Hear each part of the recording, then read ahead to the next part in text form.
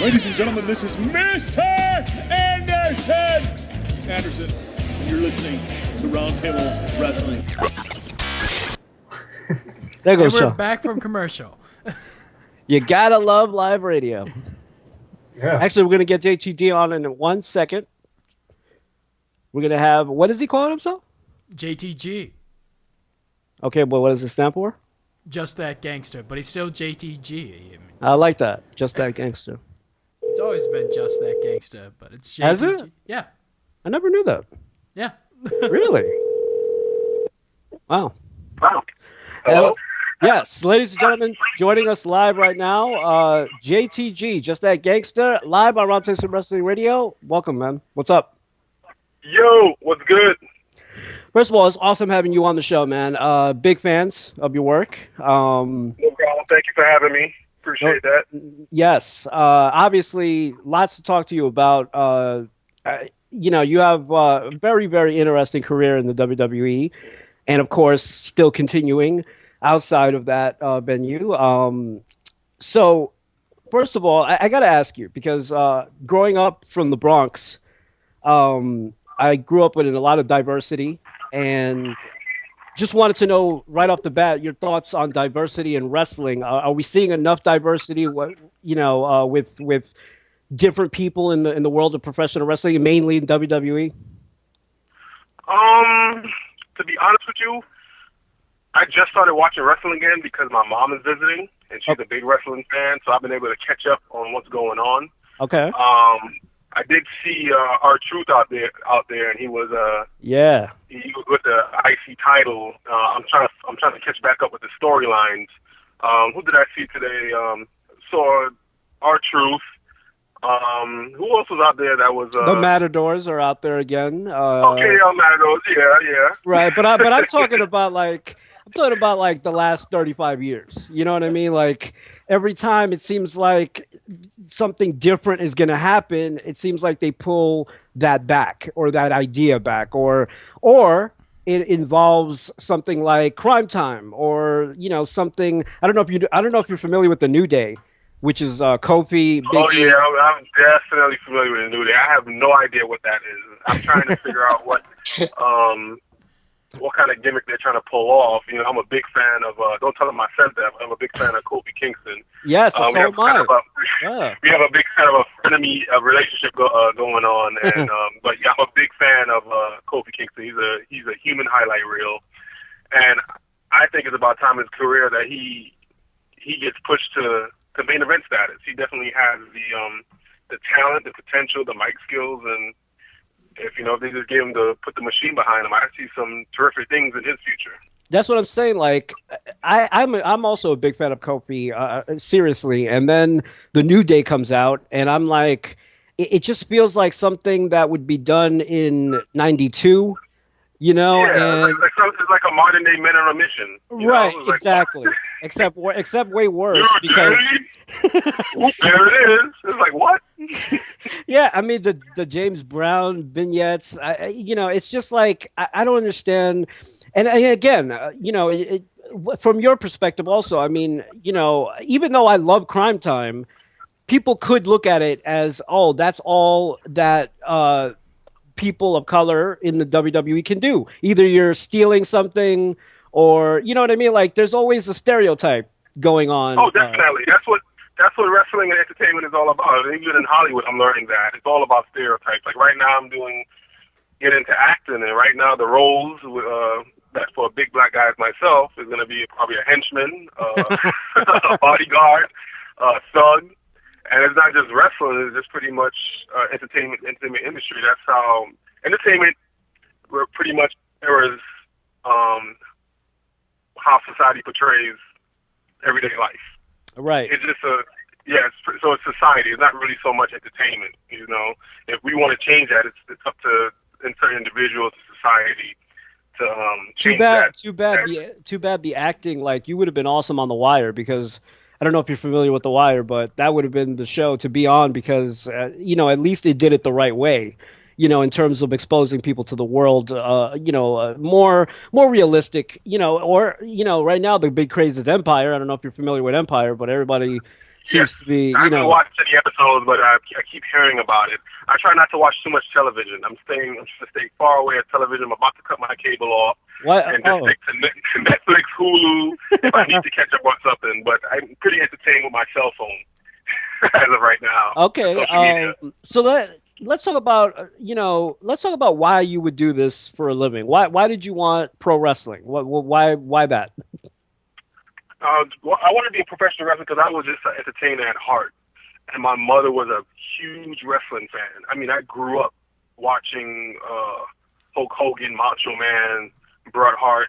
My mother took me to Madison Square Garden every month when they ran every month in NYC, and nice. She would get sometimes front row, sometimes all the way in the back, but it didn't matter. We were in the building, and we just enjoyed WWF at the time. And when I was growing up, I always wanted to be a professional wrestler, but I was ashamed. It was kind of like frowned upon. Like, what? You can be a wrestler? Come on, cut it out. So when I was in high school, I told everyone I was going to be an actor, which I did want to be an actor. I did because I took acting classes, and I was going out to auditions. I would miss days of schools and go to auditions. But I really wanted to be a professional wrestler. So when it came time, when I was a senior in high school, and it came time, what are you going to do? Are you going to fill out college applications? Are you going to the Army? I didn't want to play. I didn't play any sports. It was like, what are you going to do right now in your career? I came out the closet with wrestling. It's like, you know what? Screw it. I'm just going to be a professional wrestler. I told everybody, like, really? You're going to be a professional? You're going to do it? I'm like, yeah. And then I started looking up schools. I didn't find any schools in the New York Bronx area. I couldn't find any schools. So I had some family in North Carolina, and I was also a big Jeff Hardy fan. So I wanted to go to North Carolina to train. I found a school up there. I moved in with my uncle and his family. The school was about an hour away, and it was once a week.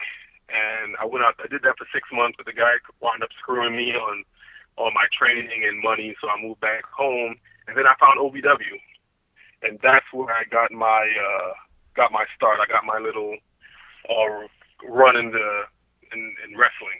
Yeah, I wanted to ask you about that because now that development scene has absolutely changed. It's completely upside down. Like if NXT was around when you did it, what do you think the trajectory of your career would be incredibly different? Definitely. To be honest, I don't know. I went where people were getting signed. Right. So if it was Orlando, I would have been in Orlando. I just followed the Gold Trail. No, what I mean by is that we now have the opportunity to actually watch developmental television, and it's now better than the television that sometimes Raw is giving us. So, I heard that. I found that out on social media that sometimes the divas are getting better storylines. Yes. I saw that on social media. That's what I'm saying. Like, we didn't have the opportunity to follow, the country basically didn't have an opportunity to follow everyone from OVW. Now we get to see everybody that comes in, whether they're good. Plus they book it obviously incredibly differently. They give them time in the ring. People have characters, all of that. And I think guys like yourself, because we've had many guys that have, been released from the WWE that I believe that if they were in NXT rather than OVW, I think a lot of things would be different. I think a lot of people would have been exposed to talent that they never got exposed to. Totally. We see the thing with OVW is they developed. They wasn't so big on the characters. They developed. They taught us how to tell a story in the ring, how to cut a promo, and the business part of professional wrestling. Because you can be when you guys trained in OVW, you don't know what you were going to get called up as in WWE. Like for instance, Johnny Jeter, he was the OVW champion. He had this California swag character, and then when he got called up to WWE, he was a cheerleader. Right. So like if you're watching a talent portray something else, and then he gets called up to WWE, and he's a cheerleader, kind of kind of throws you off a little bit. Yeah, well, that's the thing. Like now, whenever we see an Now NXT, you're seeing the whole character. right? Yeah. So now when guys from NXT are in NXT, they normally now go with that character all the way to the WWE. So now we're familiar with them months and years in advance. Yeah, that has its pros and its cons to it because when you're in developmental, that's your time to experiment. You know, you want to try different things out if it doesn't work. Right.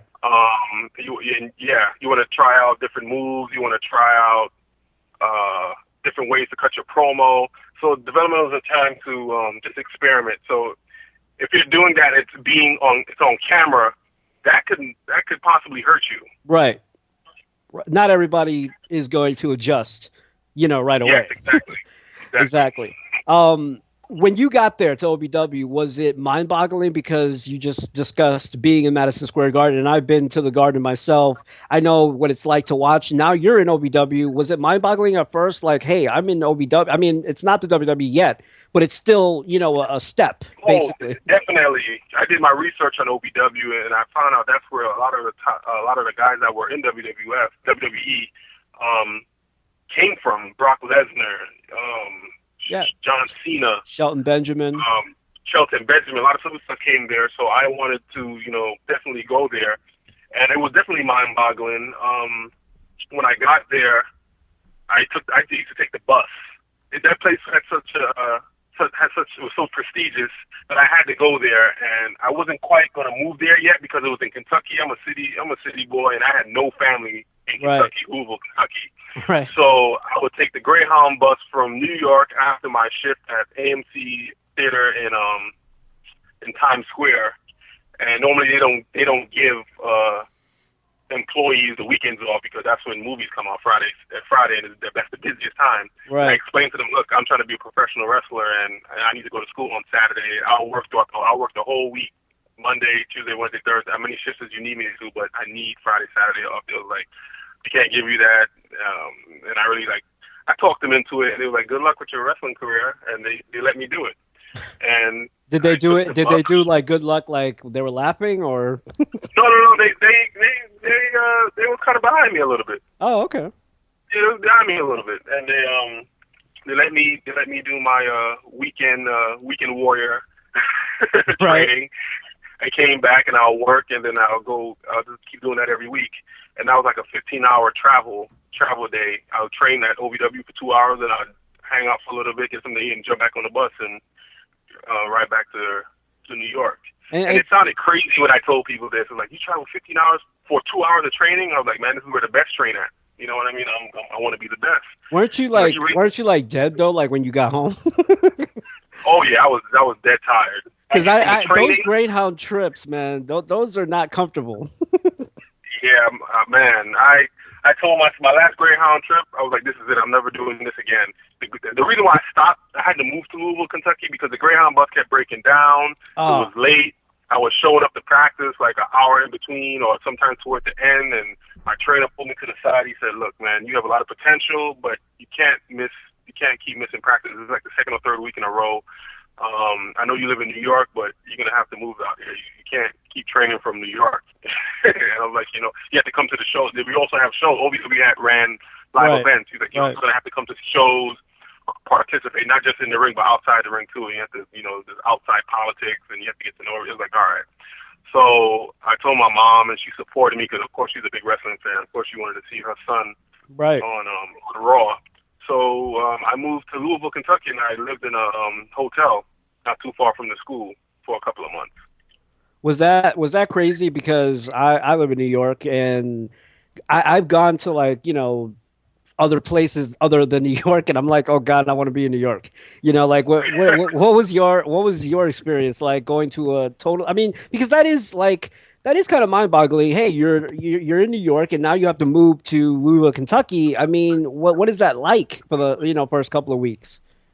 Oh man, it was definitely something to get.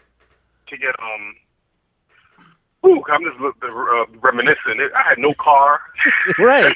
I wasn't even 21 yet. I was 18, and I just had to make friends quick. Somebody who took me under their wing was Elijah Burke. He took me under their wing. He treated me like a little brother. He drove me around.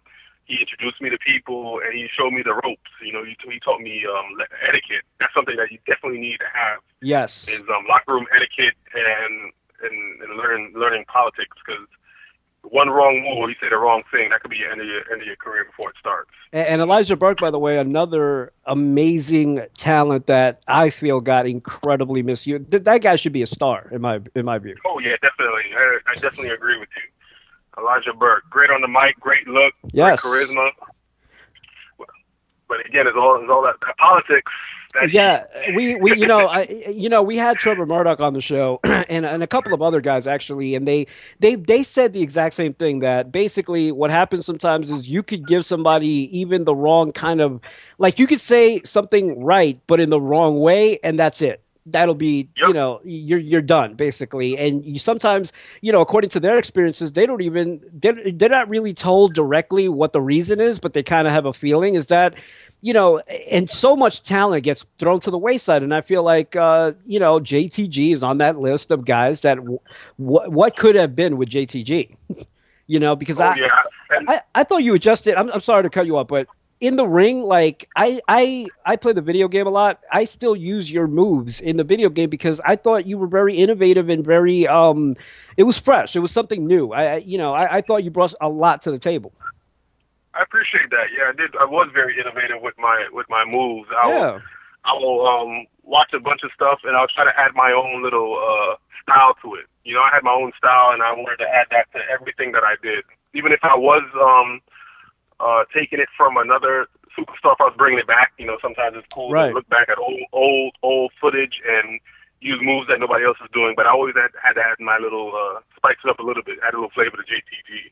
Yeah, I love the rolling of the dice and the little sit-out neck breaker. I mean, just little things that you did.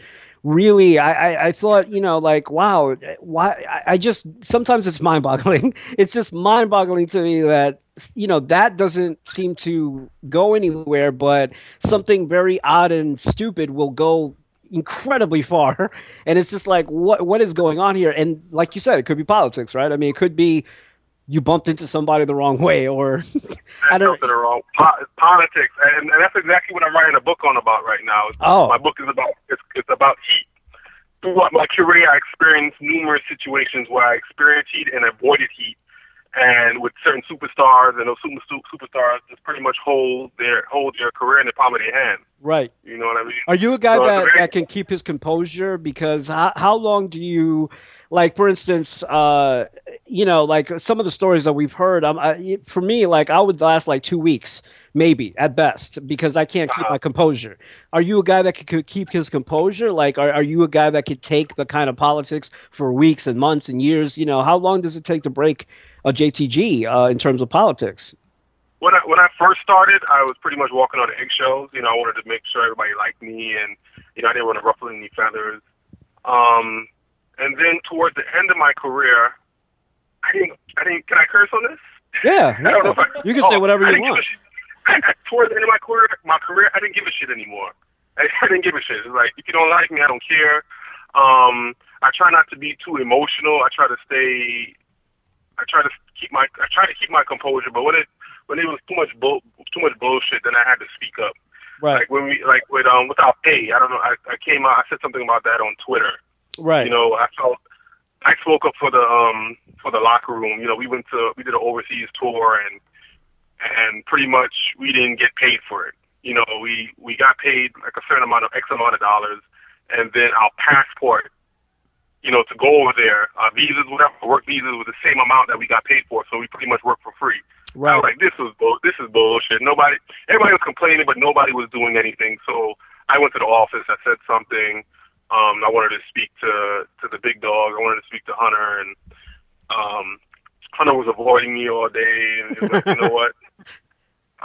We have social media now. This is not like back in the days, like in the 80s, 90s. Right. You can't pull this off. So I went to Twitter. He didn't want to speak to me face to face, so I just went to Twitter, and yeah, he spoke that day later that night.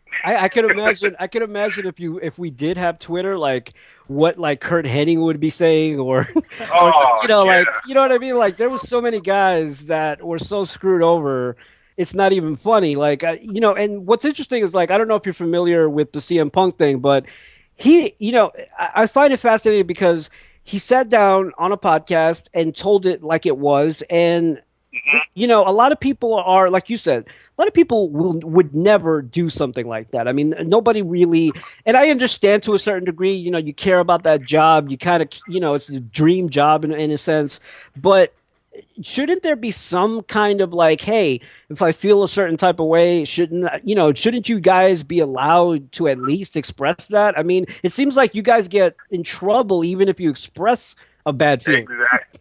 Yeah, that's the unspoken rule there. It's pretty much just eat shit and like it.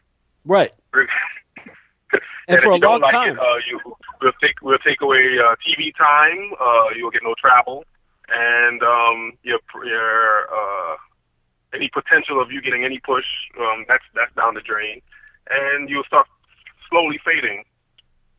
That's the fear that they embed into your subconscious mind without saying it directly. You were mentioning sort of the pushes, like they gave you a couple shots, but then they just gave up. It seemed like when they were part of the Crime Time C Nation or your feud with Jericho. Like what really happened after that? Like, did you actually do that, as you were saying, just didn't give a shit to someone, and then they decide, no, we're not going to push him now? With the thing with Jericho, me and Shad asked for a raise, and we got in trouble for that because we've been there for a couple of we've been there for a few months after we got hired, and we asked for a raise, and we actually got in trouble for it, and then they kind of gave us a little. They gave us a little, like, all right, cool, we'll give you a raise. And then that's when we wound up working Jericho and working Jericho at SummerSlam. And that was the best match. And that was my highlight of my career, working SummerSlam for the titles. Even though I didn't win, it's still the highlight of my career because it was Los Angeles, where I currently live now, against one of my idols, Chris Jericho. And Chris Jericho was just great to work with, stand-up guy. You learn so much from him, and he puts his ego to the side. He wants you to shine, and he makes everything make sense. He lets me do it. Every time I work Jericho, he let me do what I want, and he just made it make sense. And it was SummerSlam. And it was SummerSlam. Like SummerSlam. And it was SummerSlam. That's huge, man. That is. Yeah, that's the second biggest thing to WrestleMania. Yeah, I mean, and there's a lot of people that have a lot of fond memories, believe it or not. There's certain matches from SummerSlam that people look back on more fondly sometimes than WrestleMania. I mean, SummerSlam has a lot of great moments and matches that, stand out, basically. Undertaker versus Undertaker? Dude, I love that match, man, personally. But, I love it. Let's talk about Crime Time because one of my things, honestly, because I've been watching for almost 33 years or something like that. Tag team wrestling was one of my things. I mean, I was infatuated with Demolition. That's my favorite tag team of all time. The Hart Foundation, the Bulldogs. So when Crime Time, Rocker, I mean the Minnesota Express. The Minnesota Wrecking Crew, I should say. Also, I'm sorry to cut you off. No, but the tag team belts were cool. Yes. Tag team belts were cool. I was going to ask you about that, actually, because what is up with the penny looking tag team titles? I hate that. That gives me no drive to ever come back. It's like, if Hunter was to call me right now and say, hey, we want Crime Time back, we'll give you this big push, we're gonna make you debut at SummerSlam at Brooklyn, and we're gonna give you the tag team titles. I was like, okay. You mean the pennies? Give me those penny titles? You gonna give me those pennies? I was like, I don't want that. Yeah, I mean, when the Hart Foundation and Demolition, they had those beautiful looking. It looked like a title. I don't know what the hell. Gold. Yeah, exactly. I don't know what you call what they have now. Like, I don't even understand what they. I don't get it. I just don't. And then they put the graphic up like it looks cool or something. I don't know. I guess they were trying to. They have these two Spartans. Like, who's a Spartan? Somebody has to be a Spartan fan back there. But would you believe? Would you believe, JTG, that they sell this and people actually buy the replica of this? Like, who is buying the replica of this ugly ass title? Is what I want to know. Like tag teams that didn't make it or by Parents the buy it for the kids. yeah, like, but in the vein of those great tag teams, I mean, dude, you have no idea. Like, I really loved the vignettes of Crime Time. I thought they were some of the best, like, coming soon vignettes I have ever seen in my life. How did that come about? I enjoy doing it. How that came about was exactly how me and Shaq got called up to the road. I didn't even have a job yet. When I first got noticed. Neat. So I guess something happened when he first got noticed. But yeah, when the vignettes that Crime Time had were absolutely sweet. I mean, they were just mugging people and kind of just really promoting what was going to happen next with the situation. We'll be reconnecting now. This is the worst. But I'm sorry for all you guys who are listening the first time. Right now, we are live on 8bitx.com and PW247, something we run into quite a few times. And we're back. Yep. As always, we get screwed or butt-fucked, but we're back.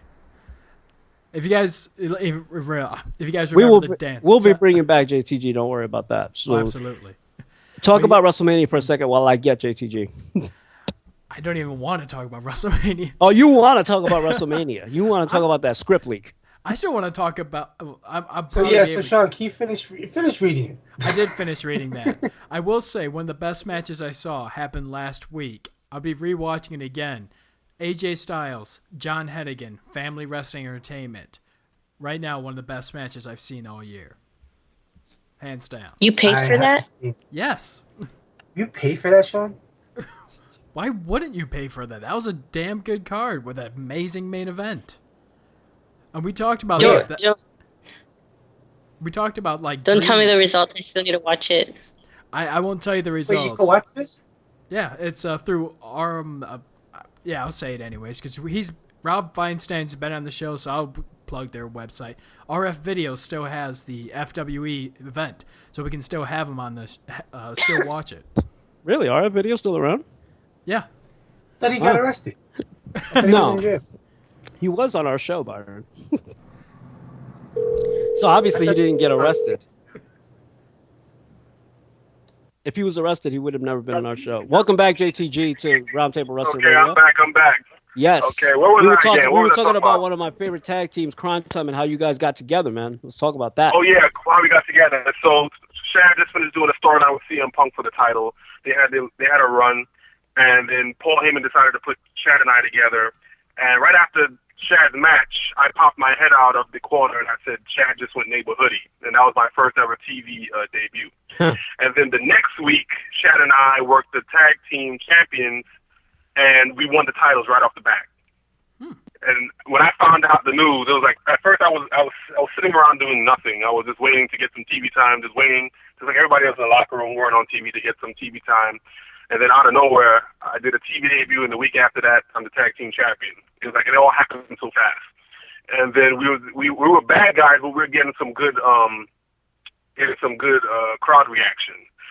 And then we worked a couple of times, and Al Snow at the time, who was the writer for OVW, he said, "Okay, we're not gonna have you guys wrestle this week. We want you guys to do some vignettes. You know, you don't have to always have a match to get yourself over. Do some videos."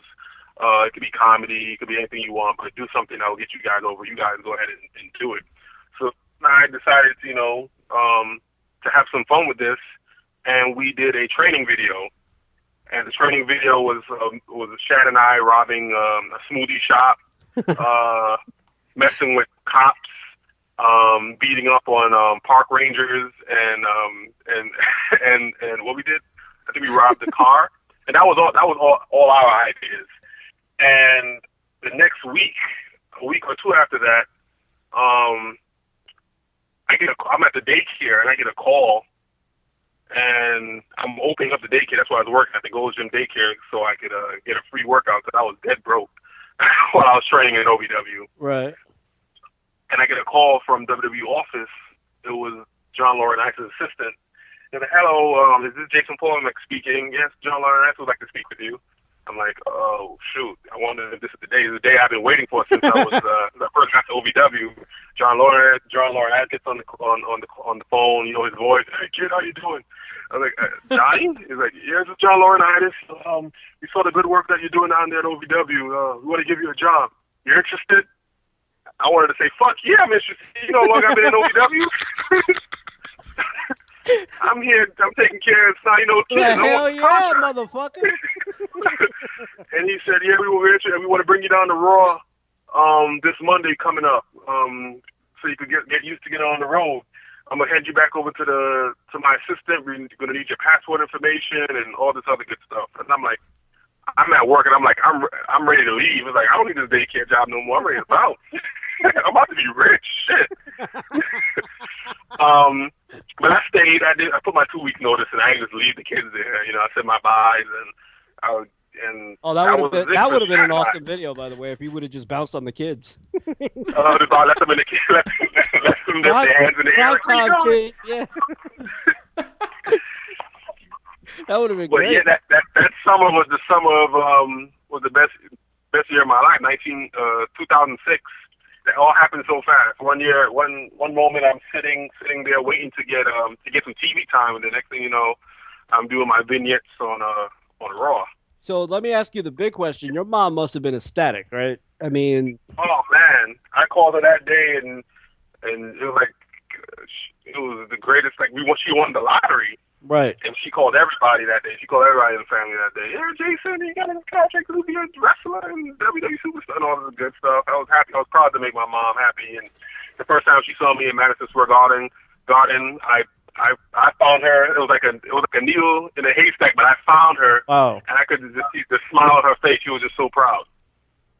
And that, the reason I bring this up is because, Crime Time, during the time of Crime Time, it wasn't, again, I just think like some of the great tag teams that have come out here and there, like if Crime Time was around during Demolition and Heart Foundation and, if you would have had a division of guys, I just felt like there were certain teams that couldn't go as far as they could have because there wasn't that many tag teams. Did you feel that way, or were you just didn't care?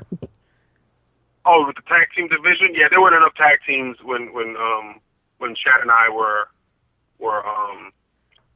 toward the end of our career. That's why we was kind of pushing to go our separate ways because there's no other tag teams there. It wasn't fun anymore. They didn't pay attention to tag teams. I remember we were fighting to get a match for Mania, and it just wasn't happening. A tag team match for Mania just wasn't happening. And then we got curved so many different times for opportunities for tag matches at Mania, and they gave it to other teams that weren't even a team. They just put two superstars together that weren't doing anything at the time. It was like, wow, you have a legitimate tag team here that has a following that the fans love, and like, what else do we have to do? Is like, you know what? Let's just go our separate ways, and see, and maybe we'll see what comes out of that. What was it like to be in the video game? Like, are you a gamer at all? Because the video game is a big deal. Oh yeah, definitely is a big deal. My first video game, I was so excited to play with my character. I was watching myself in the digital world. I was like, wow. I was a year ago, I was hoping to be in a video game. Now I am in the video game. I grew up on wrestling games, and but to me, the action figure was bigger. Right. To me, having my own action figure, because I played with action figures from I was 4 years old all the way till middle school. I was playing with WWE action figures. So to have my own action figure, that was also mind blowing. I mean, again, yeah, and you're right about the action figure, but like the reason I reference the video game is because it's become like a franchise, like the NBA. The NBA has that 2K series, so it's always like a big deal, like who's on the roster and this and that, and point being is that people still make Crime Time. I mean, people can still, you guys are technically not in, but you download, people make you guys so accurately, it's scary. Like, it's almost like THQ made you. That. Oh yeah. I mean, like I said, I still have Crime Time in my current game. So it's like, it's pretty cool that, the point being is that people still have a very, very big spot in their heart for Crime Time. You guys made a major impact on people still to this day. I mean, do you still get that from other people? Yeah, I still realize that. I still get mentions on Twitter and Instagram. People showing me love. Anything that reminds them of Crime Time. Like today, for instance, Vince McMahon's car was stolen. Right. And they were like, "Oh, was it Crime Time? Is this getting ready for SummerSlam or something?" I was like, "No, it had nothing to do with Chad and I." And by the way, it was found in the Bronx, so yeah, good. Yeah, if it was in Brooklyn, then I'd be like, "Hi, okay, you got me." Right. But the Bronx. My part of the woods. That does bring up. Obviously, you're going to get that a lot, I'm sure, from now until SummerSlam, because SummerSlam's in Brooklyn. So people are probably going to be like, "Hey, Crime Time, Brooklyn. Are you guys coming out?" Basically. So you're going to get that from now until August. Yeah. I tell you right now, we're not a part of it. That you know of. I mean, what if you, in all seriousness, if you did get a call, I mean, would that still be on the table? Money. Right now, I'm a businessman. I'm more of money. I'm still a fan of wrestling. I'm not in love with it, but I still love it. But I look at it from a business aspect anymore. Right. I'm not looking at it as a fan. When I first got into wrestling, I was looking at it as a fan. It was like, "Oh, you don't even got to pay me to do this. Just make sure I'm fed and I got a hotel room and I'll wrestle. Should I wrestle? Right. I love wrestling. That's the mindset you get into it when you're young. I was 21 when I got signed. So now I'm 30. I'm looking at it from a business aspect. I'm past the all-star guy and walking in like, "Oh, look, it's Undertaker." It's like, okay, what numbers we talking, and what are the residuals? What's the royalty check going to look like after? I'm more business. So, do you think the politics and the shenanigans is that what changed your viewpoint? Oh yeah, an experience. Right. Definitely. I was there for 8 years. And I learned a lot from watching other superstars and just listening, being observant. So did anybody in the back, like during your time there, were you mentored by anybody in the WWE? Was anybody encouraging? When I first got there, it was a few individuals took me under their wing. That was there longer than me. I don't know if you remember Umaga's manager. Oh yeah. He was like a big brother to me. Showed me a lot. I traveled with him. I didn't know anything about the road. He showed me he was my first experience on how to rent cars. Booking hotel rooms early, getting the best rates. Nothing to eat after a show. You're gonna have to bring your own food, like stuff like that. Little stuff that counted. Right. Elijah Burke also took me under his wing. Shelton Benjamin. We traveled with them a lot. He taught us. He helped me a couple of times. Like as I mentioned before, I'm a big Bret Hart fan. I remember I had Bret Hart on my phone as a screensaver, and I remember he saw that. He pulled me to the side and said, "Hey, look, man, I know you're up on the road now. I know you're a Bret Hart fan, but you can't have that on your phone. You'll get a lot of heat for that. You know what I mean?" I'm like, okay, that's right. Like little stuff like that. Yeah, John. Okay. Well, one of the things that both Manda Panda, one of our panelists here, as well as the producer of 8BitX, one of the radio stations we come out of, really been wanting to know, actually, was a segment you were involved with Shad regarding Lita and her dildo, apparently. Like, this is a segment I don't remember at all. Her personal items. Yeah. Oh, yeah, the personal items. Oh, that was that Survivor Series. Yes. That was one of my favorite segments I did. I didn't know it was going to be so memorable. I had no idea it was going to be this memorable. But fans, when I see them and I go to autograph signings, and they say, "Oh, Survivor Series, when you did the Lita auction, that was my most favorite Crime Time moment." At the time, I did not know it was going to be that monumental, but it wound up being one of the most talked about segments in Crime Time history. Yeah, when you think about it, in all seriousness, yes, things didn't go a certain way, but I mean, to think about where you came from to, going to OVW, and then, you're at the Survivor Series. You know what I mean? Like that, it's pretty mind-boggling, right? I mean, you had to, I know, like, politics aside, that still must have been like, holy shit, I'm at the Survivor Series. I mean, or I'm at SummerSlam, or, I'm in, this world now. Oh, yeah. At SummerSlam, when I first got to the arena, we was working at the time. When we got to the arena, we did not know we were going to lose. You still in the back of your head. We were hoping that we were going to win. Like you don't know that. You don't know the outcome until like the agent comes to you and tells you what they want from the match and who's winning. So when I got to the arena, I had no idea if I was winning or losing. I was being optimistic, and I was like, okay, today's the day we're going to win the titles. They can't keep it from us from this long. It's like. So when I got to the arena, when I got to where I saw the stage and I saw the ring and I saw the big setup, right, I almost cried. Almost. I didn't cry. My eyes watered up, and then the G part of me came out. I couldn't. I had to remain gangster. The tears almost came up, and I sucked it right back. I was like, nah, I got scared G, and I almost cried, but I didn't. But yeah, that's how I felt. It was like, man, I worked my whole life, all these bus rides, all those tuna sandwiches I had to eat, the ass kissing I did back in OVW, throwing away the garbage, and oh man, sweeping up the floor after the shows and taking down those rings. They all paid off. Now I'm at SummerSlam. Now I'm at Survivor Series. Now, let me ask you something, because there was a certain time where you and Shed were released, but then you guys came back. What? I'm just curious, like, why did you come back? Oh, we came back because it wasn't our time to go yet. That release was so abrupt. Right. It was. So that was a shock, right? That's also in my book. We got released. We was about to go to Africa.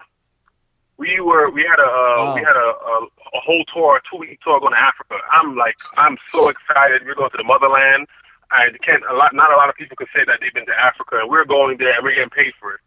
So, right. So before we went to Africa, we had some live events with Lance Cade and Trevor Murdoch, and we didn't particularly get along with them too well. And on that Sunday, Shad and Lance Cade got into a little verbal altercation, and it kind of spilled out to the ring, and we kind of got the shitty end of the stick. Right. Shitty end of the stick with that match, and it caused, we the ones that got in trouble for it. We're the ones who got yelled at. We're the ones who got the finger pointed at us. And when we got to Raw that Monday, early in the morning, John Lauren Harris pulled us in the room and said, we're gonna have to release you.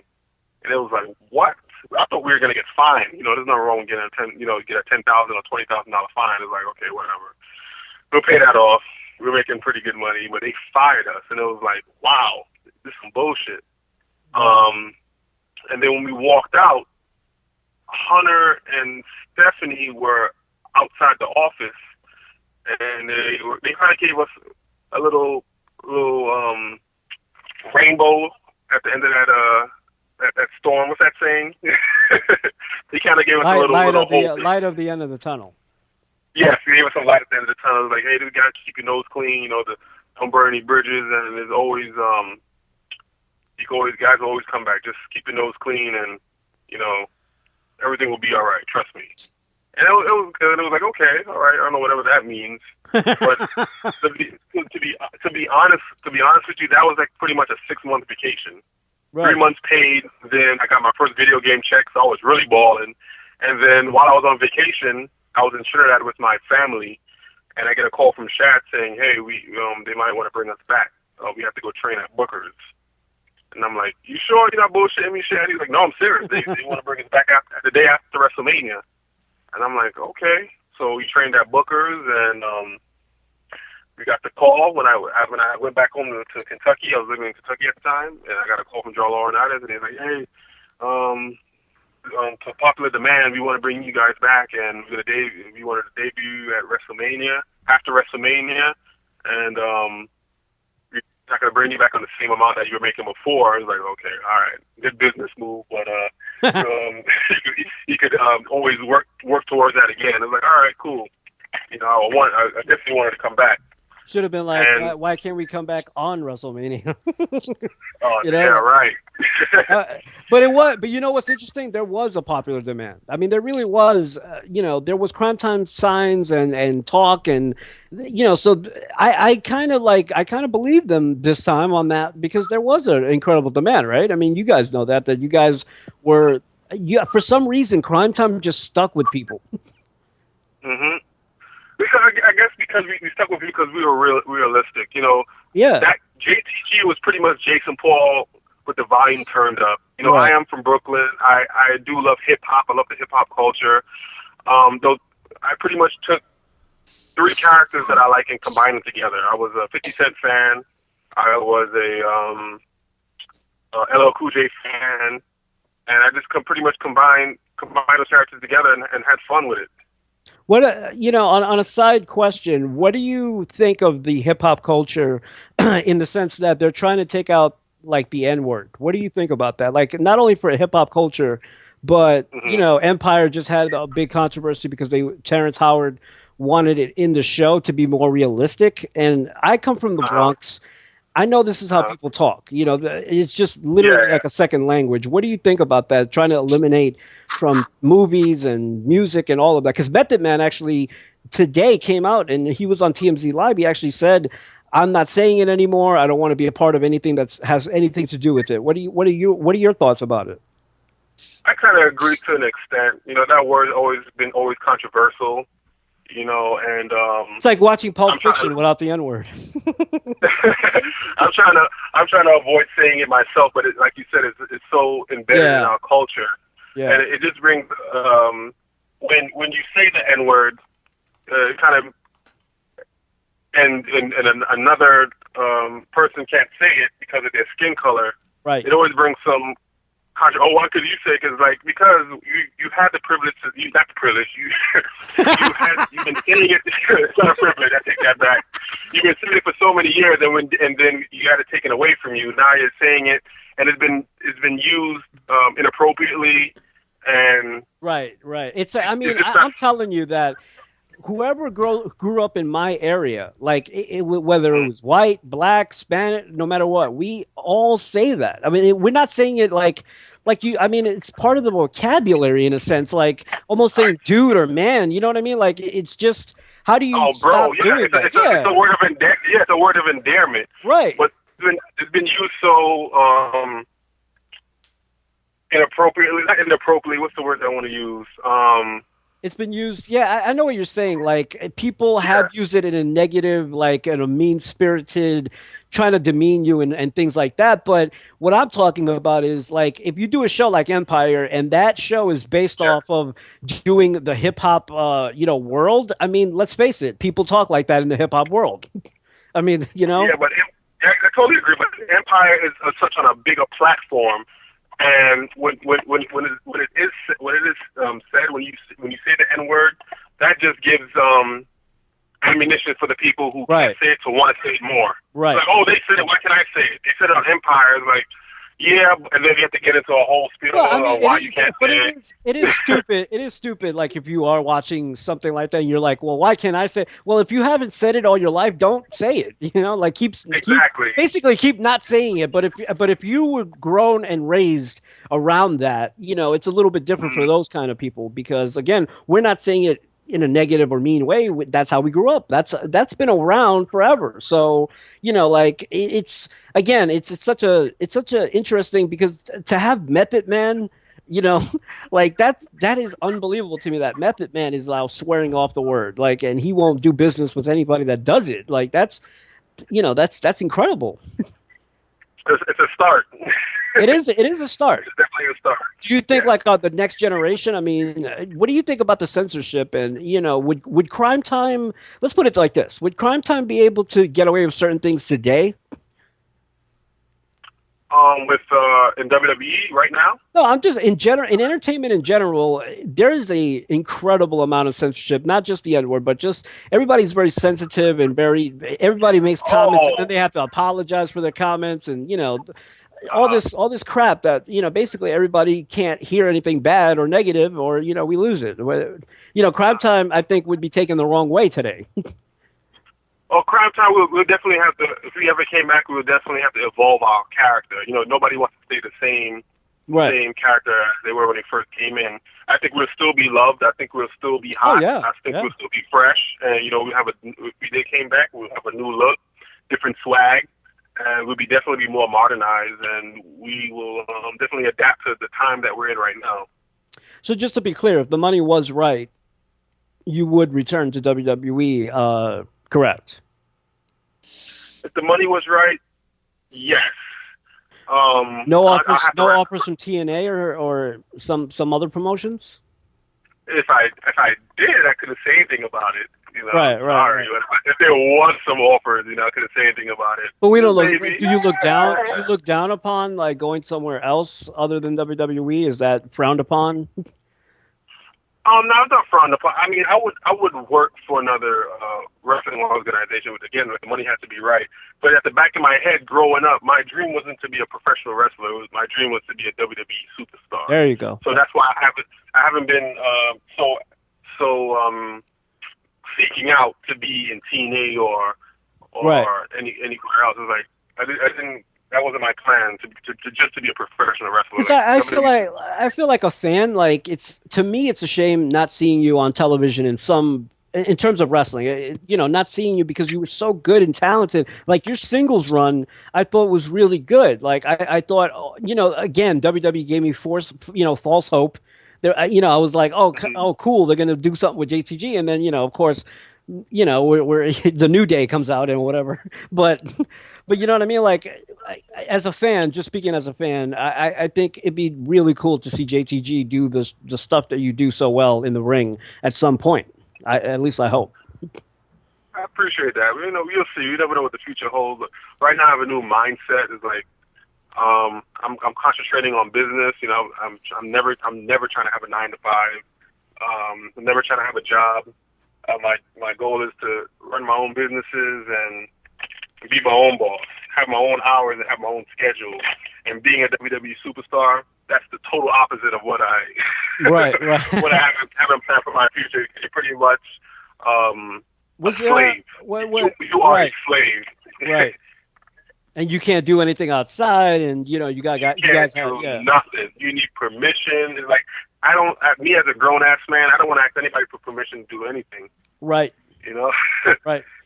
Well, during your time there, was there any celebrities that you met like that was like mind blowing? I met a lot of celebrities. Me and The Rock was great. I met E40. I don't know if you know who E40 is, but E40 is pretty much like the biggie out here in California. He's like a living legend. Right. Yeah, he's like a living E40. I was able to work with him and do a word up with him. He had him on the show. I met Michael Clark Duncan. There's so many superstars that I met. I can see CeeLo, Snoop Dogg. Was able to chill with him. One of the things that stand out with Snoop Dogg, like your whole life, you're like, man, I would love to smoke a joint with Snoop Dogg. Yes. I had the opportunity, but I couldn't smoke with him because I was at work. You know, I was backstage with him, and he passed me a blunt. And I'm like, man, I can't hit this, man. This is gonna cost me $1,500.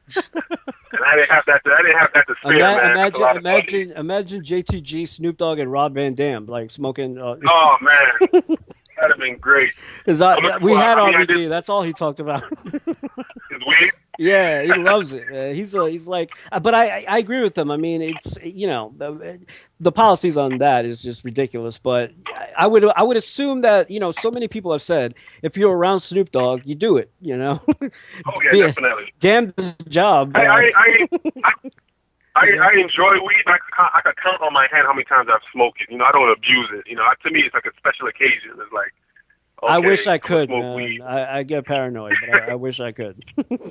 Yeah, really a few times I got paranoid. That's why I'm not so addicted or attached to it. But I do smoke it every once in a blue moon. So let's ask, what is on the horizon for you? I mean, what are we doing in the near future, or what are we gonna hear about with JTG besides the awesome book? Because I can't wait for that.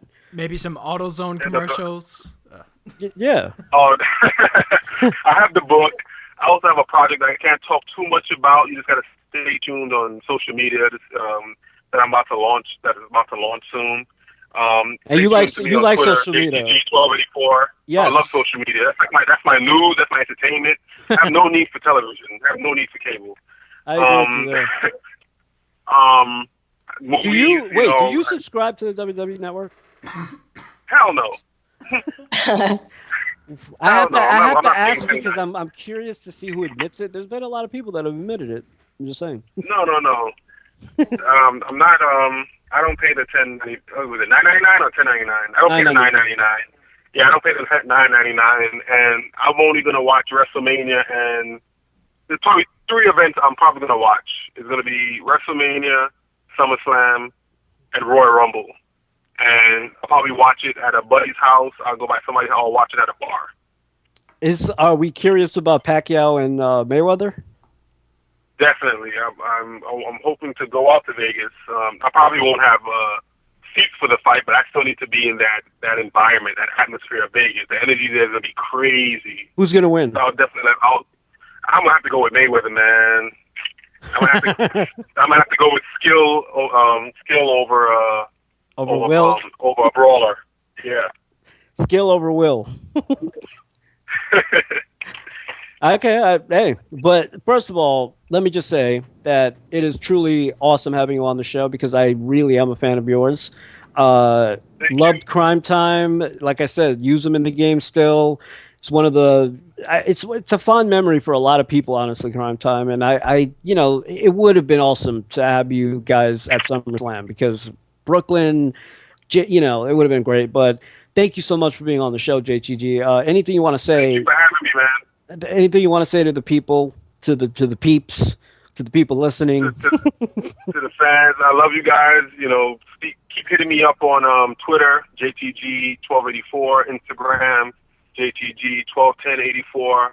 I see all your messages, and I'll try to respond to all of them. And the week of leading to WrestleMania, I'm gonna do a Q&A. A lot of fans had some questions they want to ask. I've been holding out on a Q&A since I got released, and I'm gonna do one the week following going into WrestleMania. Do you get bothered when fans come up to you? No, definitely not. Because I was once that fan going up to superstars asking for autographs. Yeah. I will tell you a real funny story. Do I have time? Yes, real quick? Absolutely. Okay. I was riding with the late Umaga on the road. We used to ride on the road together. We used to be the world's greatest tag team, Crime Time and Umaga. We also get a big van. We'd split it and we'd just ride the road together. So one time our car, we ran out of gas, and it was just me, Umaga, in the car. And I told him a story, like, when I was when you guys were in New York for Survivor Series, you came to WWE the WWE restaurant in the city, and I asked for an autograph, and he told me no. And he was like, I did that? I was like, yeah. He was like, yeah, I was an asshole. And then he was like, you still want that autograph? And to me, that was hilarious. There have been so many people that have actually had that exact experience where they've been turned down or they've had a somebody used to be on the show that had a horrible experience with Batista, and yet when I encountered Batista, he was one of the nicest guys. So maybe it's because maybe you could attest to this. Is it that maybe sometimes you guys have a bad day? I mean, could that be? Yeah, it could be. It could be travel. It could be we didn't get nothing to eat. It could be we just signed 20 other autographs and took pictures. Now we just want to relax. It could be a whole bunch of things. It's like, don't take it personal. Well, unless it's consistent. He's an asshole. That right. Go ahead. Manda Panda had the same situation with Rikishi. Rikishi, Fat Boy Rikishi. Uh-huh. Yeah, Rikishi was very, very rude to her. Go ahead, Amanda. I'm sorry. When I was 12, he turned me down for an autograph. Well, he didn't exactly turn me down. He wanted money for it, like $25. Wow. Yeah.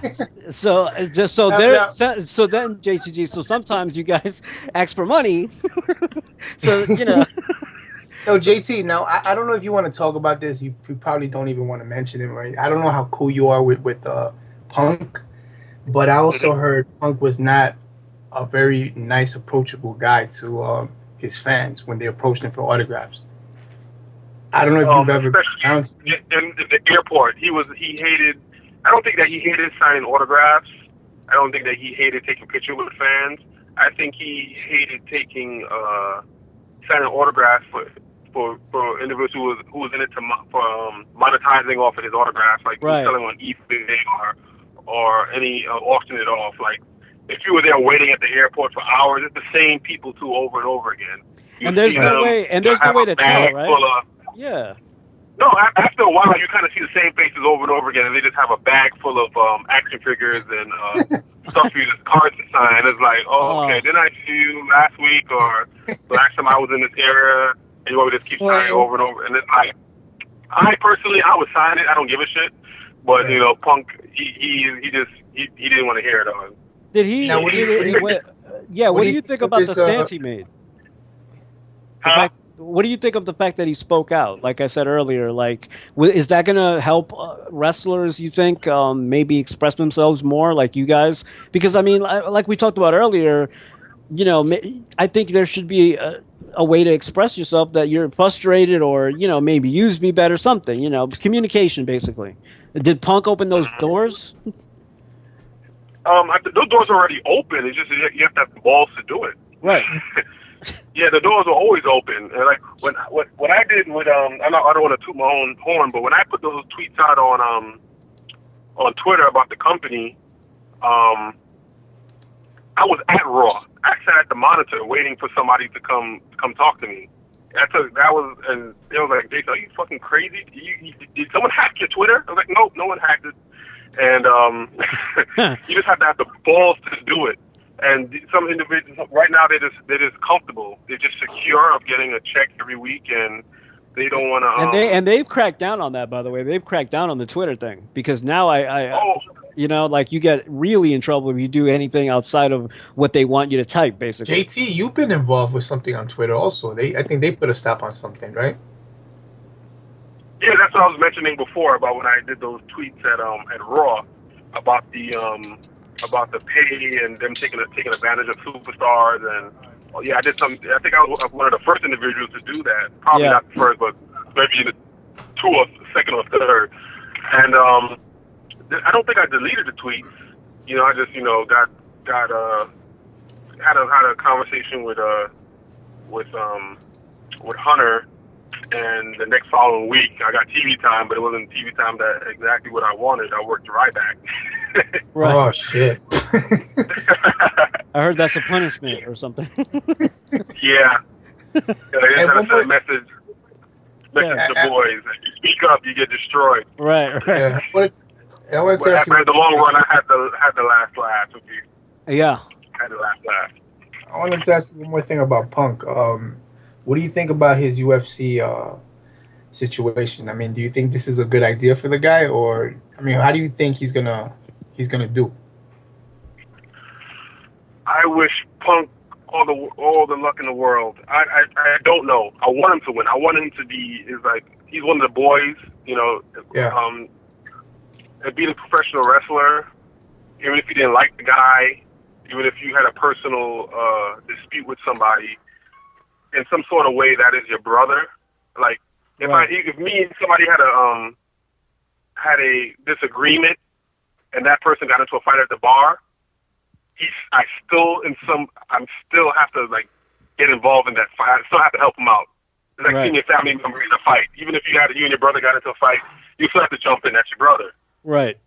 And that's how it is with any of the boys in the back. Like, I want you to be successful. There's a lot of criticism of a wrestler going to UFC, right? I mean, I'm sorry, go ahead. No, because on Saturday when he walked down the aisle with, I think his name is Anthony Pettis or something like that, he watched his boy get his ass whooped bad. So I'm just imagining how he's watching this, and he's like, damn, this shit might happen to me. You get what I'm saying? Because it was really bad. His boy got messed up bad.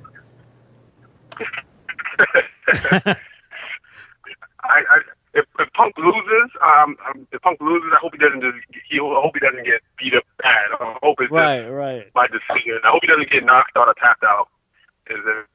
I'm rooting for him, man. I mean, yeah, I mean, Punk was one of my favorite guys, man. Every time he was on TV, he was one of the guys I used to watch.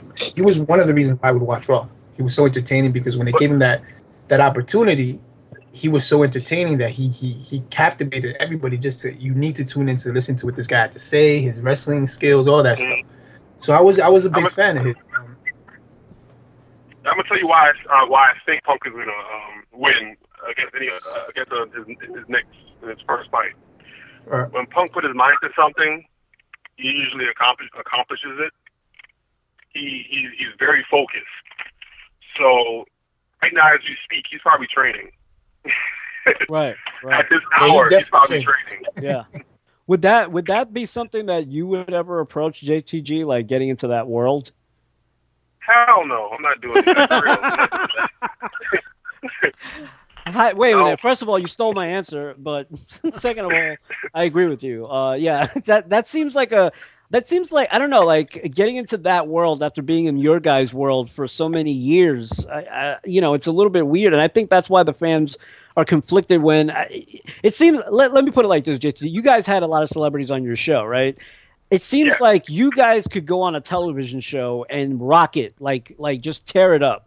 But it seems like celebrities have a difficult time doing it on your show. Like, so people from the UFC world are like, why are wrestlers trying to come into our world? You know what I mean? So it's kind of like the same stigma in a sense. Stick to your world or whatever. Basically. Yeah, because wrestling is entertainment. UFC is fighting. It's like, you could cut the best promo in the world, but you have to know how to fight. It's the opposite in wrestling. Right. If you cut the best promo in the world, you can go to the top, even if you can't wrestle. So with UFC, I can't see myself doing that. I'm an entertainer. I'm not I could fight, but I don't have a passion to bash somebody's face in. I don't have a passion for that. Exactly.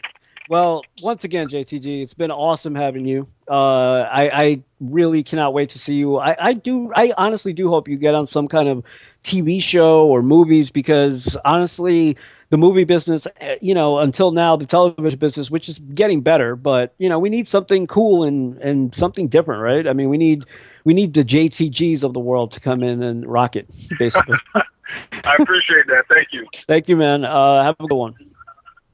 You too. Thanks Have a great night. You too. One and only JTG from Crime Time. Awesome dude.